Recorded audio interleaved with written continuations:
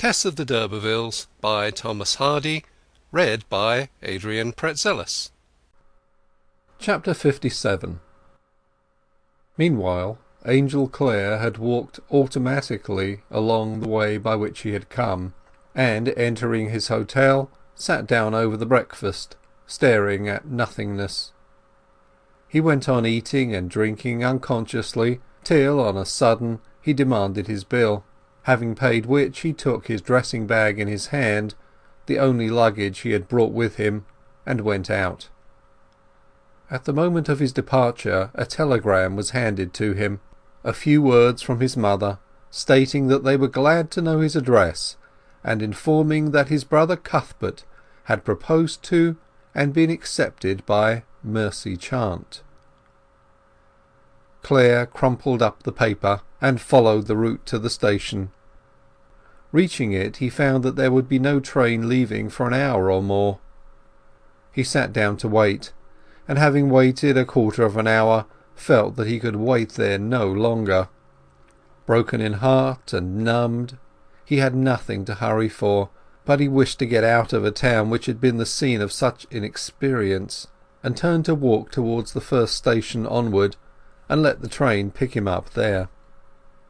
The highway that he followed was open, and at a little distance dipped into a valley, across which it could be seen running from edge to edge. He had traversed the greater part of this depression, and was climbing the western acclivity, when, pausing for breath, he unconsciously looked back. Why he did so he could not say, but something seemed to impel him to the act. The tape-like surface of the road diminished in his rear as far as he could see, and as he gazed a moving spot intruded on the white vacuity of its perspective. It was a human figure, running. Clare waited with a dim sense that somebody was trying to overtake him. The form descending the incline was a woman's, yet so entirely was his mind blinded to the idea of his wife's following him, that even when she came nearer he did not recognize her under the totally changed attire in which he now beheld her. It was not till she was quite close that he could believe her to be Tess. "I saw you turn away from the station just before I got there, and I have been following you all this way." She was so pale, so breathless, so quivering in every muscle, that he did not ask her a single question, but seizing her hand and pulling it within his arm, he led her along. To avoid meeting any possible wayfarers, he left the high road and took a footpath under some fir trees. When they were deep among the moaning boughs he stopped and looked at her inquiringly. "Angel," she said, as if waiting for this, "do you know what I have been running after you for?" "To tell you that I have killed him." A pitiful white smile lit her face as she spoke. "What?" said he, thinking from the strangeness of her manner that she was in some delirium. "I have done it. I don't know how," she continued. "Still, I owed it to you and to myself, Angel. I feared long ago, when I struck him in the mouth with my glove, that I might do it some day for the trap he set for me in my simple youth, and his wrong to you through me. He has come between us and ruined us, and now he can never do it any more. I never loved him at all, Angel, as I loved you. You know it, don't you? You believe it. You didn't come back to me, and I was obliged to go back to him. Why did you go away? Why did you, when I love you so much? I can't think why you did it, but I don't blame you. Only, Angel, will you forgive me my sin against you, now that I have killed him? I thought, as I ran along, that you would be sure to forgive me now I have done that. It came to me as a shining light that I should get you back that way. I could not bear the loss of you any longer. You don't know how entirely I was unable to bear your not loving me. Say you do now, dear, dear husband. Say you do, now I have killed him." "I do love you, Tess. Oh, I do. It is all come back," he said, tightening his arms round her with fervid pressure. "But how do you mean you have killed him?" "I mean that I have," she murmured in a reverie. "What? Bodily? Is he dead?" "Yes. He heard me crying about you, and he bitterly taunted me, and called you by a foul name, and then I did it. My heart could not bear it. He had nagged me about you before. And then I dressed myself and came away to find you." By degrees he was inclined to believe that she had faintly attempted at least what she said she had done, and his horror at her impulse was mixed with amazement at the strength of her affection for him, and at the strangeness of its quality, which had apparently extinguished her moral sense altogether. Unable to realize the gravity of her conduct, she seemed at last content, and he looked at her as she lay upon his shoulder, weeping with happiness, and wondered what obscure strain in the d'Urberville blood had led to this aberration, if it were an aberration. There momentarily flashed through his mind that the family tradition of the coach and murder might have arisen because the d'Urbervilles had been known to do these things. As well as his confused and excited ideas could reason, he supposed that in the moment of mad grief of which she spoke, her mind had lost its balance and plunged her into this abyss. It was very terrible, if true; if a temporary hallucination, sad. But anyhow, here was this deserted wife of his, this passionately fond woman, clinging to him without a suspicion that he would be anything to her but a protector. He saw that for him to be otherwise was not, in her mind, within the region of the possible. Tenderness was absolutely dominant in Clare at last. He kissed her endlessly with his white lips, and held her hand, and said, "I will not desert you. I will protect you by every means in my power, dearest love, whatever you may have done or not have done." Then they walked on under the trees, Tess turning her head every now and then to look at him. Worn and unhandsome as he had become, it was plain that she did not discern the least fault in his appearance. To her he was, as of old, all that was perfection, personally and mentally. He was her Antinous, her Apollo even. His sickly face was beautiful as the morning to her affectionate regard on this day no less than when she had first beheld him. For was it not the face of the one man on earth who had loved her purely, and who had believed in her as pure? With an instinct as to possibilities, he did not now, as he had intended, make for the first station beyond the town, but plunged still farther under the firs, which here abounded for miles. Each clasping the other round the waist, they promenaded under the dry beds of fern needles, thrown into a vague, intoxicating atmosphere at the consciousness of being together at last, with no living soul between them, ignoring that there was a corpse.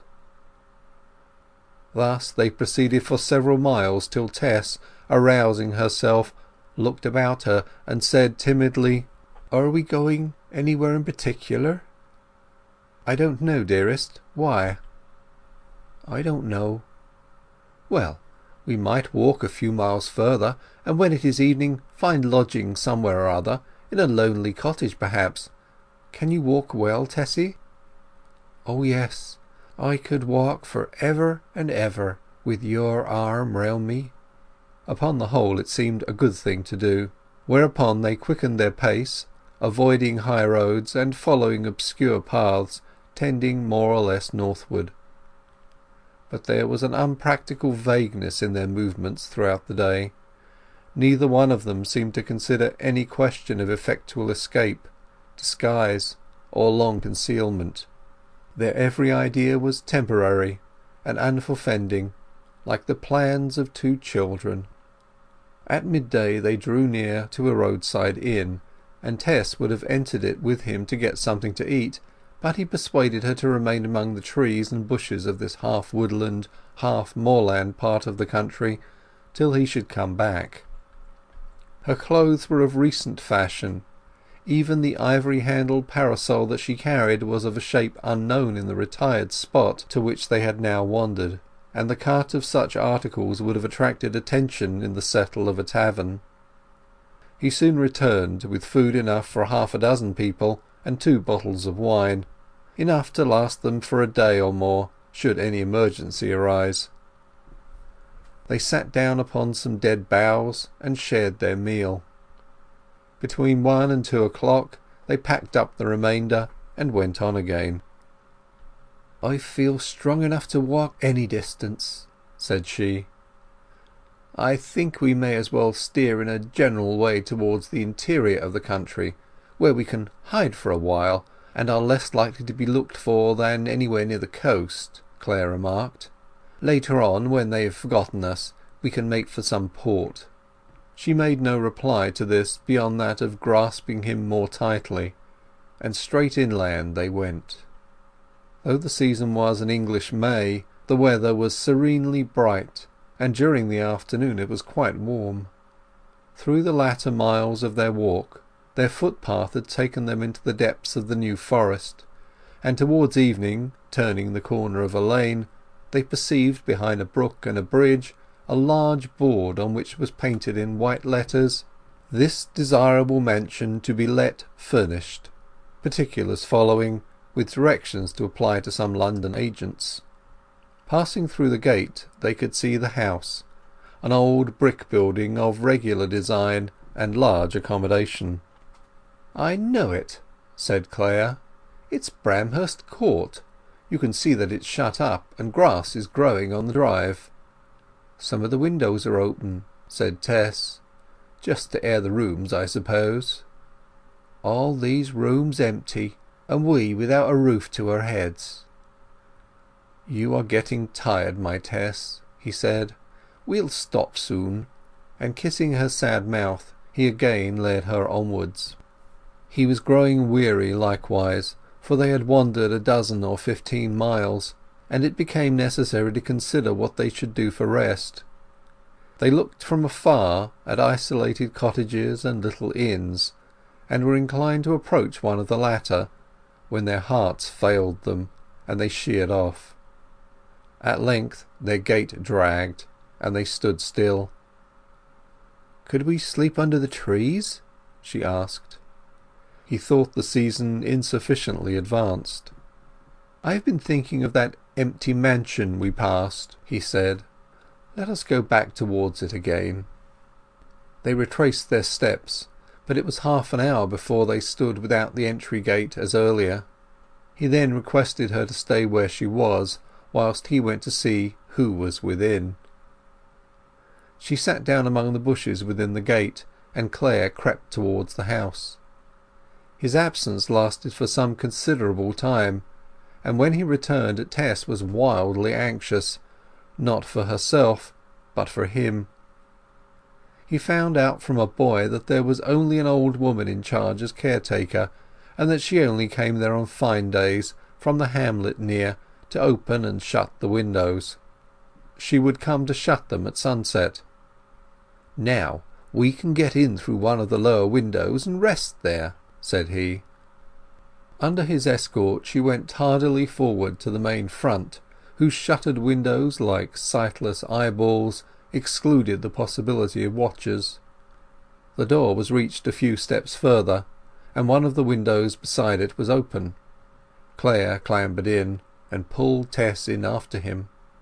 Except the hall, the rooms were all in darkness, and they ascended the staircase.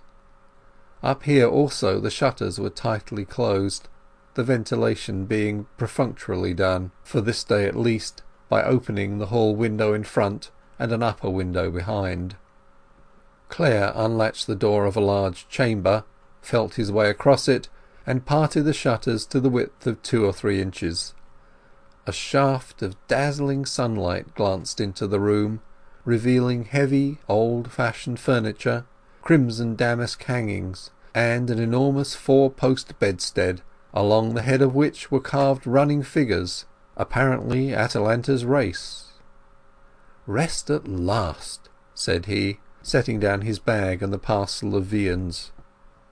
They remained in great quietness till the caretaker should have come to shut the windows, as a precaution putting themselves in total darkness by barring the shutters as before, lest the woman should open the door of their chamber for any casual reason. Between 6 and 7 o'clock she came, but did not approach the wing they were in.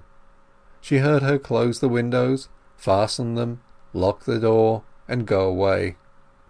Then Clare again stole a chink of light from the window, and they shared another meal, till by and by they were enveloped in the shades of night which they had no candle to disperse.